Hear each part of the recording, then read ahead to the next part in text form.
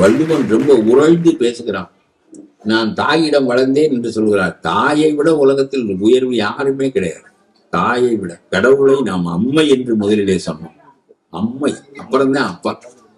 தாயாக முதலில் கடவுளை நினைப்பதுதான் நம்முடைய மரபு. ஆகவே தாய்க்கு இணையே கிடையாது. ஆனால் திருவள்ளுவர் ஒரு மனைவியையும் தாயையும் ஒப்பிடுகிறார் பாருங்க. இந்த மாதிரி சிந்தனையெல்லாம் வேறு எந்த மொழியிலும் கிடையாது. இயேசுவே சொல்லுகிறார், தாயிடமிருந்தும் தந்தையிடமிருந்தும் நீங்கள் தோன்றினீர்கள் என்றாலும் அவர்களை விட்டு பிரிந்து தனியாக வாழ்வீர்களாக, அவளை கடைசி வரையிலும் பிரியாமல் வாழ்வாயாக என்று இயேசு சொல்லுகிறார். அதுதான் அவர் செய்த மாற்றம். யூத மதத்திலிருந்து அவர் செய்த மாற்றம் அது. திருவள்ளுவர் சொல்லுகிறார், வாழ்க்கைக்கு தாய் சிறந்தவளா என்றால் சிறந்தவள். அவள் தான் பெற்றாள், வளர்த்தாள், பால் ஊட்டினாள், நம்மை உருவாக்கினாள். 18 வருஷம் 20 வருஷம். அதுக்கப்புறம் இந்த பொம்பளை வந்ததுக்கு அப்புறம் அவ பின்னாடியே வெந்திரிவன். இந்த அம்மா சொல்லுவா, இந்த கருத்தச்சியை கட்டிக்கிறதுக்கே புறகால திரியிறானே, சிகப்பா கட்டியிருந்தா இவன் என்ன பண்ண மாட்டான்பா. அவ்வளவு. என்ன காரணம் என்றால், இதை தமிழ் ஏற்றுக்கொள்ளுகிறதா என்றால் ஏற்றுக்கொள்ளுகிறது. வள்ளுவன் ஏற்றுக்கொள்ளுகிறான் என்றால் ஏற்றுக்கொள்ளுகிறான். தாய் சிறந்தவள் தான். தாய்க்கு 5 பிள்ளைகள் இருப்பார்கள். 2 பிள்ளை கெட்டு போயிருக்கும், 3 பிள்ளை நன்றாக இருக்கும். இல்லை 4 பிள்ளைகள் கெட்டு போயிருக்கும், 1 பிள்ளை நன்றாக இருக்கும். 4 பிள்ளைகள் கெட்டு போனதற்காக தாய் வருந்துவாள். நான் சொல்வதை நம்முடைய பெண்கள் கூர்ந்து கவனிக்க வேண்டும். நான் சொல்வது அல்ல, அது வள்ளுவர் சொல்வது. 4 பிள்ளைகளுக்காக வருத்தப்படுவாள். ஒரு மகன் நன்றாக இருப்பானே, அவனோடு சேர்ந்து இருப்பாள். இவர்களெல்லாம் அவளது நன்றாக இல்லையே என்று வருத்தப்படுவாள். ஆனால் தாயினுடைய வாழ்க்கை வேறு, மனைவி அப்படி அல்ல. இவனுக்கு வாழ்க்கைப்படுகிறாள், இவனோடு வாழ்கிறாள். இவன் ஏறினால் அவள் ஏறுகிறாள், இவன் இறங்கினால் அவள் இறங்கி விடுகிறாள். தாய்க்கு இன்னொரு வாழ்க்கை உண்டு, மனைவிக்கு இன்னொரு வாழ்க்கை கிடையாது. இவனுடைய ஏக்கத்தில் அவள் ஏறுகிறாள், இவனுடைய இரக்கத்தில் அவள் இறங்குகிறாள். இவன் மரித்து விட்டால் அவளுடைய வாழ்க்கை பாழாகி விடுகிறது. எல்லாமே இவனை சார்ந்துதான் அவளுக்கு இருக்கிறது. அதனால் இவனுடைய உயிரின் பாதியாக அவள் இருக்கிறாள். ஆகவே எல்லா உறவுகளையும் ஒப்பிட்டு பார்த்த திருவள்ளுவன் தாயை உனக்கு வாழ்க்கைக்கு துணை என்று சொல்லவில்லை, தந்தையை வாழ்க்கைக்கு துணை என்று சொல்லவில்லை, அண்ணன் தம்பிகளை வாழ்க்கைக்கு துணை என்று சொல்லவில்லை, ஊர் மக்களை பங்காளிகளை வாழ்க்கைக்கு துணை என்று சொல்லவில்லை. வாழ்க்கை முழுவதற்கும் துணை மனைவிதான் என்று சொல்லுவார். இவனுடைய ஏற்றம் அவளுடைய ஏற்றம், இவனுடைய இரக்கம் அவளுடைய இரக்கம். இதை தமிழ் கண்டறிந்து சொல்லுகிறதே. வாழ்க்கை துணை நலம். நல்ல மனைவி மட்டும் உனக்கு வாழ்த்து விட்டால் வாழ்வே நலம்தான். பணம் இல்லாமல் போனால் என்ன, பணம் இல்லாமல் போனால் என்ன. கோடீஸ்வரனுடைய மகள் கண்ணகி ஒரு கால் சிலம்பு விற்பதற்கு கணவனோடு உபேற்று நாட்டுக்கு போகிறாளே, பணமா இருந்ததுங்க. அவனோடு சேர்ந்து வாழ்வதுதானே மகிழ்ச்சி. ஆகவே நான் சொல்லுகிறேன், வாழ்வின் ஒன்றன் கூறாடை உடுப்பறை ஆகினும் ஒன்றினார் வாழ்க்கையே வாழ்க்கை என்று என்னுடைய தமிழ் சொன்னது. ஒரு ஆடைதான் 2 பேருக்கும் இருக்கிறது, ஒரு ஆடைதான் இருக்கிறது. அவளுடைய சேலைதான் இருக்கிறது என்றால் பாதியை கிழித்து அவள் உடுத்திக் கொண்டு பாதியை கிழித்து இவன் உடுத்திக் கொள்ளுகின்ற நிலை ஏற்பட்டாலும் 2 பேரும் ஒன்றி வாழ்ந்தால் அதுதான் வாழ்க்கை. இந்த வறுமை வாழ்க்கையில் ஒன்றன் நாடு உடுப்பறை ஆகின் ஒன்றினார் வாழ்க்கையே வாழ்க்கை என்று. ஆகவே சொல்லுகிறேன், நம்முடைய தமிழ் மிகப்படி சிறப்பாக கற்பித்தது 2 யானை, ஒரு ஆண் யானை ஒரு பெண் யானை, 2ம் ரொம்ப நெருக்கம். வறண்ட காலம், வெயில் கொளுத்துகிறது, எல்லா இடங்களிலும் நீர்நிலைகள் வற்றி விட்டன. இந்த 2 யானைகளும் தேடி தேடி நீர்நிலையை அடைகின்றன. கடைசியில ஒரு இடத்துல கொஞ்சம் போல் கலங்கிய நீர் கிடக்கிறது, கொஞ்சம் போல். அந்த நீர் ஒரு யானைக்கு குடிப்பதற்கு மட்டுமே போதுமானது. இப்பொழுது ஆண் யானை பெண் யானையை குடிக்க சொல்லுகிறது, பெண் யானை ஆண் யானையை குடிக்க சொல்லுகிறது. ஆண் யானை என்ன செய்கிறது, நாம் குடிக்காவிட்டால் இவள் குடிக்க மாட்டாள் என்று. அதுதான் ஆண். ஆகவே தாங்குவதுதான் நம்முடைய தொழில் என்று சொல்லுகிறேன். ஆண் யானை அந்த நீர்ப்பரப்பில் தும்பிக்கையை குடிப்பது போல் வைத்துக் கொள்ளுகிறது.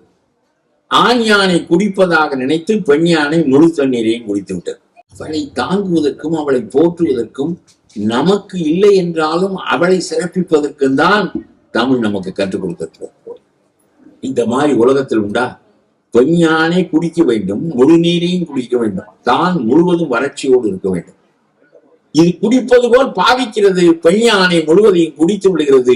இப்படி அவளை தாங்கி பெருமைப்படுத்தி வைத்துக் கொள்ளுகின்ற கணவன் தான் சிறந்த கணவன். அவள் இவனுடைய வாழ்க்கையை செழுமைப்படுத்துகிறாள். அவள் தான் செழுமைப்படுத்துகிறாள். தன்னை கொண்டவனை பேணுகிறாள். தற்கொண்டார் பேணி தகை சார்ந்த சொற்காத்து சோர்விலாள் பெண் என்று சொல்லுகிறார் திருவள்ளுவர். இவனுடைய குடும்பமே அவளால் தான் சிறக்கிறது என்று சொல்லுகிறார். இவன் தொழில் செய்பவனாக இருக்கலாம், பணம் ஈட்டுகின்றவனாக இருக்கலாம், ஆனால் அந்த குடும்பம் சிறப்பது என்பது அவளால் தான் என்று பெருமைப்படுத்துகிறார். வாழ்க்கை துணை என்று மனைவிக்கு வாழ்க்கை துணைவன் என்று சொல்லாமல் கணவனுக்கு வாழ்க்கை துணை என்று பெண்ணைத்தான் குறிப்பிடுகிறார். சமநிலை என்பது ஆணுக்கும் பெண்ணுக்கும் கிடையவே கிடையாது. பெண் ஓங்கிய நிலை, ஆண் தாழ்ந்த நிலை. இதுதான் சிறந்த காதல் நான் சொல்லுகிறேன். அங்கே என்ன பார்வை அப்படின்னு கேட்பான். நம்ம பெண்களை பார்த்து அங்கே என்ன பார்வைன்னு கேட்க மாட்டோம். அவ அந்த வாழ்க்கை உடையவள் இல்லை. நம்ம கிட்ட இந்த சலனங்கள்லாம் இருக்கும். அதனால அங்கே என்ன பார்வைன்னா, நான் சும்மா பார்த்தேன், சாமியை தான் பார்த்தேன், நான் என்ன அவளையா பார்த்தேன், சாமியை தான் பார்த்தேன். சரி சரி வாங்க. அவ ஓங்கி நிற்பாள். அவள் ஓங்கி நிற்கட்டும். தமிழ் அவளை அனுமதிக்கிறது. அவள் தான் எல்லாம் என்று சொல்லுகிறது. நல்ல மனைவியை பெற்றவனுக்கு வாழ்க்கையில் வாய்க்காதது எதுவும் இல்லை, நல்ல மனைவியை பெறாதவனுக்கு வாய்த்ததே எதுவும் இல்லை என்று தள்ளிவிடுகிறார். மொத்தமாக தள்ளிவிடுகிறார். ஆகவே அதல்ல வாழ்க்கை. நான் சொல்லுகிறேன், ரொம்ப love is surrendering. Love is surrendering. Love is not dominating. Love has no dominance at all. That is surrendering. நீ இன்றைக்கும் கூட நான் இளைஞர்களுக்கு சொல்லுகிறேன், நீங்கள் ராஜசேகருக்கு சொல்கிறேன், நீங்கள் இன்றைக்கு போய் சரணாகதி அடையுங்கள். அந்த வாழ்வு நாளை காலை எப்படி இருக்கிறது என்று ரொம்ப அநியாயமான 2 பேச்சு, ரொம்ப அநியாயமான பேச்சு. ஒன்று ராஜசேகர் பேசுறது, இன்னொன்னு தனபால் லக்கேஜ்னு சொல்ற, சைக்கிள் பெண்டாட்டிய லக்கேஜ்னு சொல்ற. வெயில் தாங்க முடியவில்லை. ஆண்மானும் பெண்மானும் நிழலுக்கு அலைகின்றன. ஒரு மரமும் இல்லை, ஒரு செடியும் இல்லை, ஒன்றுமே இல்லை. அந்த பெண்மான் தவித்து அப்படியே கிறுகிறுத்து போய் கீழே விழுந்து விடுகிறது. அப்பொழுது இந்த ஆண்மான் வெயில் அதன் மேல் படாமல் தன்னுடைய உடம்பில் வெயிலை வாங்கி கொண்டு அந்த நிழலை அந்த பெண்மானுக்கு அளிக்கிறது என்றெல்லாம் நமக்கு சொல்லப்பட்டது. போற்றப்பட வேண்டியவள், போற்றப்பட வேண்டியவள். ஒரு நாளும் கடிந்து மனைவியை பேசாதீர்கள், பேசவே பேசாது. சாகு வரையிலும் அவள் தான் எல்லாம். தலைமாட்டில் உட்கார்ந்து அழுகப் போகின்றவள் அவள் தான். நீங்கள் கீழே விழுந்தால் அதற்காக வருத்தப்படுகின்றவள் அவள்தான். நீங்கள் மேலே எந்திரிக்காத வரையிலும் அவளுக்கு வாழ்க்கை இல்லை. தகப்பன் வீட்டை இங்க பாருங்க, தகப்பன் வீட்டை விட்டுட்டு, பெற்ற தகப்பனை விட்டு, தாயை விட்டு, அண்ணன் தம்பிகளை விட்டு, ஊரை விட்டு அவ இன்னொரு ஊருக்கு வந்து நுழையிறாளே, அதுக்கப்புறம் இந்த குடும்பம் தான் அவளுடைய குடும்பம். இவன் விட்டு குலசாமி அவளுடைய குலசாமி ஆயிரும். அவ ஏற்கனவே அப்ப விட்டு குலசாமி வேறையா இருக்கும். ஆனா புருஷன் விட்டு குலசாமி இவளுடைய குலசாமி ஆயிரும். அதுக்கப்புறம் எல்லாமே இவன் தான். அப்ப வந்தா வாங்கன்னு கேப்பா. ஏன் தெரியுமா? அப்ப இப்ப அந்நியமாயிட்டான். பாருங்க, இது தன் வீடா, அப்ப வீடு வேறையா. அப்ப வீடு வேறையா, அம்மா வீடு வேறையா, அக்கா வீடு வேறையா. இது தன் வீடா. அதனால காலையில தான் கல்யாணம் பண்ணி கொடுத்துருப்பேன். சாயந்தரம் தகப்பன் போனா வாங்கப்பாம்பா. ஏன்னா நேர்த்தி வரையில சும்மாதான் இருந்தா, இப்ப வாங்கப்பாங்கிறான். அப்ப தகப்பன் அந்நியம். இப்போ விருந்தாளி வந்திருக்கிறேன், அவனை வாங்கன்னு கேட்கிறான். அப்ப எங்க இருந்து கேட்கிறான்? இது ஏன் வீடு, என் புருஷன் வீடு, இதுதான் என் வீடு, அது ஏன் வீடு இல்லை. அதனால அப்பனே அந்நியமாகி விடுகிறானே. 20 வருஷம் பெற்று வளர்த்து அவளுக்கு நகை போட்டு சொத்து கொடுத்து இவ்வளவு பண்ண அப்ப அந்நியமாகி விடுகிறானே. இவன் தான் எல்லாம் என்று ஒன்றி விடுகிறாளே. அதனாலதான் சொன்னேன், ஒன்றன் கூறாடை உடுப்பறை ஆகினும் ஒன்றினார் வாழ்க்கையே வாழ்க்கை. நம்முடைய கடவுளை படைச்சான் பாருங்க. எனக்கு அதுதான் ரொம்ப ஆச்சரியமா இருக்கும். ஆண் பாதி பெண் பாதி படைச்சவன் தமிழன். சிவன் ஒரு பாதி ஆணா இருக்கும், மறுபாதி பெண்ணுடைய மார்பெல்லாம் இருக்கும், இன்னொரு பாதி உமையவை. 2 பேரும் பாதி பாதி இருக்கிறார்கள். அம்மையப்பன் என்று கடவுளை நாம் சொல்லுகின்ற பழக்கம் ஏற்பட்டது. அம்மையப்பன், அவன் 2 சேர்ந்தவன். கடவுள் வந்து he is my father என்று பிற மதங்கள் சொல்லுகின்றன. my father will come one day என்று கடவுளை தந்தையாக பேசுகின்றன. ஏனென்றால் ஆணாதிக்கம் உள்ள சமூகங்களில் கடவுள் தந்தையாக கருதப்படுகிறார். நம்முடைய தமிழ் சமூகத்தில் அம்மை அப்பனாக கருதப்படுகிறார். அம்மையே அப்பா ஒப்பிலாமணியே என்றுதான் நம்முடைய இலக்கியங்கள் கூறுகின்றன. ஆகவே எல்லாவற்றிலும் பெண் தான் முதலிடம். அம்மைன்னு சொன்ன பிறகுதான் அப்பன்னு சொல்றான். அம்மை சொன்னாதான் அப்பனை அடையாளம் தெரியும் அவளுக்கு. நம்ம அப்பாட்ட போடா அப்படின்பா. ஓ வந்து அப்பனா இந்த வேலையெல்லாம் பார்த்து வந்தானா நான் அப்புறத்தான் நினைப்பா. அம்மா தான் அடையாளம் காட்டணும். அவதான் சுமந்தவன். என்னங்க, அதாவது நீங்க இந்த புள்ள ஏன் அழுகுது சொல்லுங்க. இந்த தாய் 10 மாதம் வகுத்துக்குள்ள வச்சிருந்த போது அந்த புள்ள ஒரு வேலையும் பார்க்காது. எல்லாம் இவ சாப்பிடுவான்.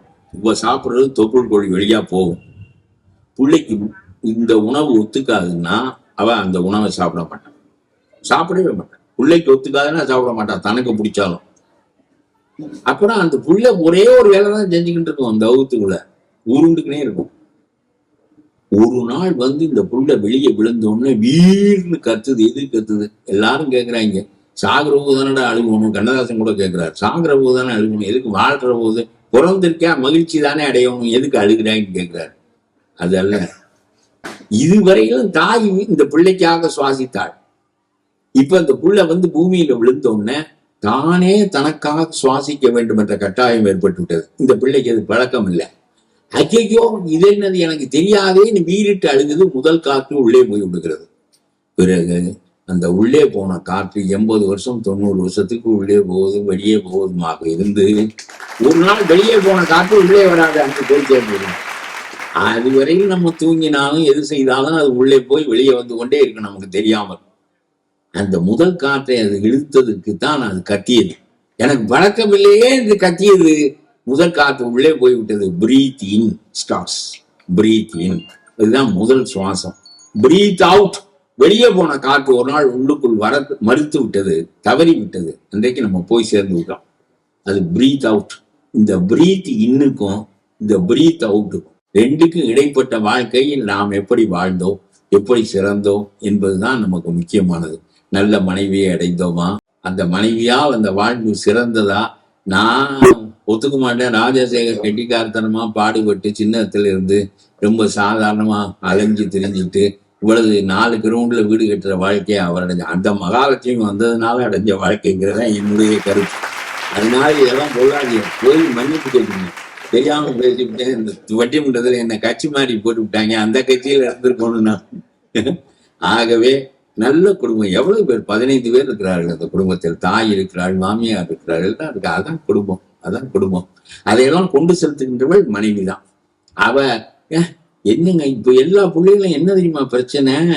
எல்லாம் எம்ஏ படிச்சு இன்ஜினியரிங் படிச்சு டாக்டருக்கு படிச்சுட்டு ஒரு பொம்பளை பிள்ளையும் இப்ப ஏன் இந்த பயலுக்கெல்லாம் 32 வருஷம் எல்லாம் கல்யாணம் ஆகல? அது ஒத்துக்கிறது இல்லை. அது என்ன கேட்கும்னா, இவன் வந்து என்ன படிச்சிருக்கேன், நான் வந்து எம்இ படிச்சிருக்கேன், மாஸ்டர் ஆஃப் இன்ஜினியரிங், இவன் என்ன படிச்சிருக்கேன்னு கேட்பான். இவன் அதை கூட குறைச்சலா படிச்சிருக்கான்னா பெண்டிங்ல வைங்க அப்புறம் பார்ப்போங்கிறான். பொண்ணுகள்லாம் பெண்டிங்ல வை அப்புறம் பார்ப்போங்கிறான். அப்புறம் வீடு இருக்காத்தான்னு கேட்குறான். இருக்கு. உங்க பக்கத்துல எல்லாம் தோட்டம் துறவெல்லாம் இல்லைன்னா கட்ட மாட்டாங்க. எங்க பக்கம் வீடு இருக்கான்னு மட்டும்தான் கேட்பாங்க. உங்க பக்கம் தோட்டம் இருக்கான்னு வேற கேட்பாங்க. எல்லாம் காடு கரையெல்லாம் இருக்கட்டும், என்ன சம்பளம் வாங்குறான்னு கேட்கான். ஒரு மாசத்துக்கு 1 லட்சம் ரூபாய்க்கு குறைஞ்சி சம்பளம் வாங்குறவன் பூரா மணியை ஆட்டிக்கினே தெரிய வேண்டியதான். ஒரு பயலுக்கு கல்யாணம் ஆகும், ஒரு பயலுக்கு கல்யாணம் ஆகும், ஒரு பயலுக்கு கல்யாணம் ஆகும். ஆமா, ரொம்ப இந்த பொண்ணுங்க ஒத்துக்க மாட்டேங்குதுங்க. எனக்கு தெரியுமில்ல என்ன இந்த பொண்ணுங்கெல்லாம் என்ன பேசுதுன்னு தெரியுமில்ல. இவன் என்னங்க 30,000 வாங்குறானா 20,000 வாங்குறானா, இவனையெல்லாம் கட்டிக்கணும் என்ன பண்றதுங்கிறான். அதனால பெண்கள் கை ரொம்ப ஏறி போச்சு. பழைய காலம் மாதிரி இல்லை. பழைய காலம் மாதிரி இருந்த போதே பெண்களை தலையில் தூக்கி வைத்துக் கொள்ள வேண்டும் என்று சொன்னால், நான் சொல்றேன், அன்பு என்பது ரொம்ப பெரிய விஷயம். எல்லாம் இருக்கட்டும், அப்புறம் கல்யாணம் பண்ணிக்குவாங்கன்னு வச்சுங்க. கல்யாணம் பண்ணிக்கினாலும் என்றைக்கும் பெண்ணை போற்றுகின்ற சமுதாயம் தான் சிறந்த சமுதாயம். மனைவியிடம் சரணடைந்து மனைவியை மேலே வைத்து தான் கீழே இருக்கின்ற அன்பு செலுத்துகின்ற கணவன். நம்ம அவளுக்கு ஒரு பவுன் 90,000 வித்தாலும் அவளுக்கு 10 பவுன்ல செங்கலி போடுறோம். நம்ம சும்மா மொட்டை கழுத்தோடு தான் தெரியும். ஏன் அவளை தாங்க பெருமைப்படுத்தணும், எல்லாத்துலயும் அவளை தான் பெருமைப்படுத்தணும். நம்ம வீட்டு வேட்டி 200 ரூபா, அவ வீட்டு சீல 20,000 ரூபா, அவளை தான் பெருமைப்படுத்தணும்.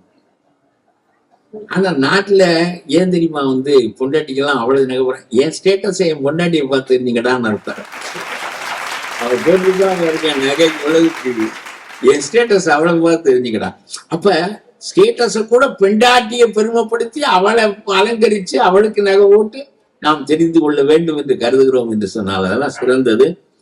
கடைசியாக இந்த தீர்ப்பை நான் உங்களுக்கு சொல்லுகிறேன். ரொம்ப இனிமே நம்ம தனபால் எந்த காலத்திலையும் இந்த லக்கேஜ்ங்கிற வார்த்தையை சொல்ல ரொம்ப நியாயமா இருக்கு, என்னால தாங்க முடியல. அதனால பெண் தான் சிறந்தவள். பொண்ணு பிறந்ததுங்கிறது பெரிய மங்களம்.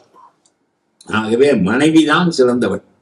ஒரு குடும்ப வாழ்க்கையில் கூட தாய் மிகச் சிறந்தவள் என்றாலும் கூட தாயிடமிருந்து விலக்கி மனைவிதான் சிறந்தவள் என்றும், அவள் தான் உன்னுடைய வாழ்க்கையின் இறுதி வரை வரப்போகின்றவள் என்றும், உன்னுடைய துன்பத்தை அவள் தான் தாங்க போகின்றவள் என்றும், நீ வறுமையில் விழுந்தால் அவள் தான் வருந்துகிறவள் என்றும், நீ உச்சத்திற்கு போனால் அவள் தான் மகிழ்கிறவள் என்றும், உன்னுடைய வாழ்க்கையில் பாதி என்றும், உன்னுடைய வாழ்வின் எல்லாமே அவள் தான் என்றும் தமிழ் கூறுகிறது. அதனாலதான் நான் முதல்ல சொன்னேன், வாங்கப்பான்னு கேட்டதின் மூலம் அப்பனை அயன்மைப்படுத்திட்டா. இந்த வீடு என் வீடு அப்படின்னு சொல்றதின் மூலம் அப்பனும் அம்மாளுமே அயன்மைப்படுத்திவிட்டார். நீங்க இந்த மாதிரி எல்லாம் செய்றீங்களா? தனபால் ஏதோ மாமியா வீட்டுல இருக்கேன்னு இந்த அம்மா சொன்னிச்சு, அது உண்மை இல்லைன்னாரு. ஏங்க, அதனால எப்படி இருந்தாலும் சரி, பெண் இங்கே வேற்று இடத்தில் பிறந்து இந்த வீட்டுக்கு வாழ்க்கை வருகிறாள், இந்த வீட்டை மங்களமாக்குகிறாள், உயர்த்துகிறாள், எல்லாமாக அவள் தான் இருக்கிறாள். அவள் தாயையும் தந்தையையும் பிரிந்து வருகிறாள். இவன் தான் வாழ்வின் எல்லாம் என்று கருதுகிறாள். ஆகவே நல்ல வாழ்க்கை துணை, நல்ல இல்லறம், வாழ்வினுடைய சிறப்பை நாமெல்லாம் பிள்ளை குட்டி பெற்று இவ்வளவு சிறப்பாக, அதுக்கு பிறகு பிள்ளைகள் 2 பேருக்கு இணைப்பது அது பெரிய பாலம். பிள்ளை இல்லைன்னா அந்த பாலம் ஏற்படாது. அதனால எல்லா நிலைகளிலும் பெண்ணே உயர்வானவள். எல்லா நிலைகளிலும் இல்வாழ்க்கைக்கு பிறகுதான் வாழ்க்கையே. அதுக்கு முன்னாடி சும்மா ஆடிக்கணும், வேட்டியை கட்டிக்கணும் தெரிய வேண்டியதான், ஒன்னும் காஞ்சி போய் கிடக்க வேண்டியதான். சும்மா காஞ்சி போய் கிடக்குற வாழ்க்கைய ஒரு வாழ்க்கை நினைச்சு இது பாருங்க. கல்யாணம் அடுத்த மாசம்னா இந்த மாசத்துல இருந்தே தூக்கம் வராது உனக்கு. அப்புறம் சும்மா எங்களுக்கு தனி வாழ்க்கை தான் சிறந்தது, தனி வாழ்க்கை தான் சிறந்ததுன்னு ஒரு மாதம் கல்யாணம் இருக்கிறதே தூக்கம் வராது. அப்படி ஒரு வாழ்க்கை சிறந்த வாழ்க்கையா என்ன சொல்றீங்க? ஆகவே இல்லறத்திற்கு பின்புதான் வாழ்க்கை வசந்தமாக இருக்கிறது என்று தீர்ப்பளிக்க முடியும்.